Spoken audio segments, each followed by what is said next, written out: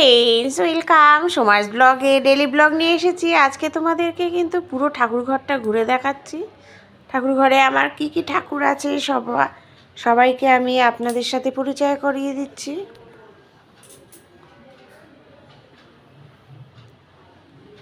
দেখতে থাকো তোমরা পুরো ব্লগটা, তাহলে তোমাদের খুব ইন্টারেস্টিং আরও আছে অনেক কিছু। তো পুরোটা যদি দেখা হয় তাহলেই বুঝতে পারবে যে আরও কি কি সারপ্রাইজ আছে সামনে।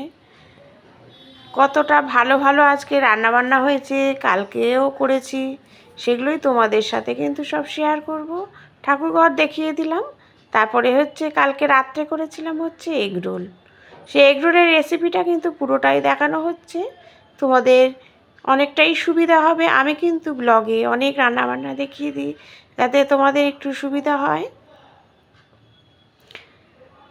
বেশি বেশি করে একটু শেয়ার করে দিও তোমরা, সবার কাছে যাতে পৌঁছে যায়। ময়দাটা মেখে নিয়েছি। মেখে নেওয়ার পর তেলে কিন্তু পরোটার মতো করে আগে একটু ভেজে নিচ্ছি এই এগরোলের বাইরের ময়দার ইয়েটা। পরোটার মতো করে আগে আমি তেলে পুরোটাই ভেজে নিই। আরেকটাও করে নিচ্ছি, যে কয়টা এগরোল করব সব কয়টার ময়দার ইয়েটা আমি পরোটার মতো করে সব ভেজে তুলে রাখি। তারপরে একটা ডিম ফেটিয়ে দিলাম। এরকম হাত দিয়ে এরকম করছি, চিপে চিপে দিচ্ছি, কারণ যাতে পুরো ডিমটা ওই পরোটার মধ্যে পুরো ছড়িয়ে যায়,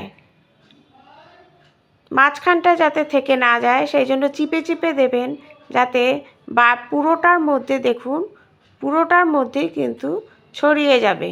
দেখুন পুরো পরোটার মধ্যে ছড়িয়ে গেছে ডিমটা, তাহলে খেতে ভালো লাগে এগরোলটা।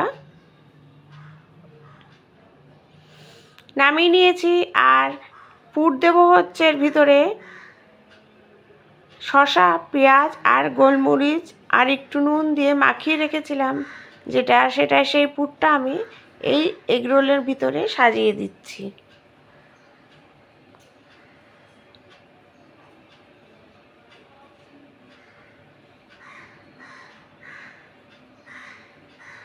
লঙ্কা, কুচি করে লঙ্কা, টমেটো, এই কুচি করে লঙ্কা, শসা আর পেঁয়াজ, তার সাথে গোলমরিচ, তার সাথে দিলাম হচ্ছে টমেটো সস।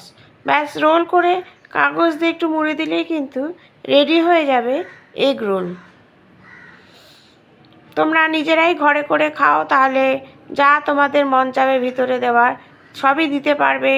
চিকেনের পুরো দিতে পারবে, বাদামের কুচিও দিতে পারবে। আমি এইভাবে খেয়েছি।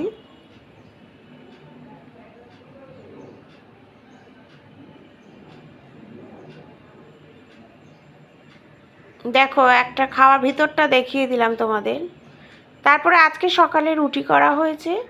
রুটি করে তারপরে রুটির পরে হয়েছে হচ্ছে আলু চচ্চড়ি।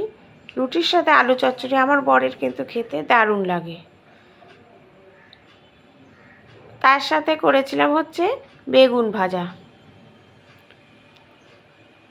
এটা হচ্ছে সকালে, আজকে শুক্রবার যেহেতু সেই সকালে ব্রেকফাস্ট হলো।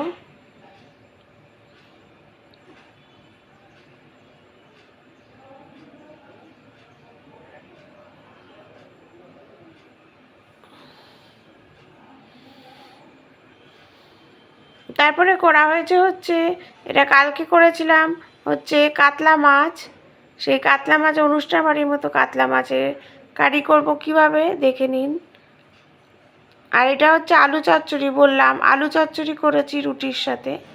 সেই আলু চচ্চড়ি হচ্ছে হালকা একটু পাঁচফোড়ন দিয়ে একটু কাঁচা লঙ্কা কুচি তেলের মধ্যে দিয়ে দিলে, তারপরেই হচ্ছে আলু সেদ্ধ আলু দিতে হবে, দিয়ে একটু হলুদ আর একটু মিষ্টি মানে চিনি আর একটু জল, ব্যাস কোনো মশলা এতে পড়বে না। নামানোর আগে পড়বে হচ্ছে একটু ধনেপাতা। এইভাবে আলু চচ্চড়ি করে খাওয়ান। এই যে জল দেওয়ার পরে আমি খুন্তি দিয়ে আরেকটু স্ম্যাশ করে দিচ্ছি যাতে ঝোলটা বেশ টেস্টটা হয় ভালো। পরিমাণ মতো জল দেবেন, যতটুকু লাগবে, যেরকম লোক আছে সেরকমভাবে পরিমাণ মতো জল দিতে হয়। এতে খুন্তি দিয়ে মেরে মেরে এরকম ভালো করে যাতে কাই হয় সুন্দর এই ঝোলটার, কেন কোনো মশলা পড়ছে না। ব্যাস নামানোর আগে ধনেপাতা, দারুণ হয় কিন্তু এই আলু চচ্চড়িটা।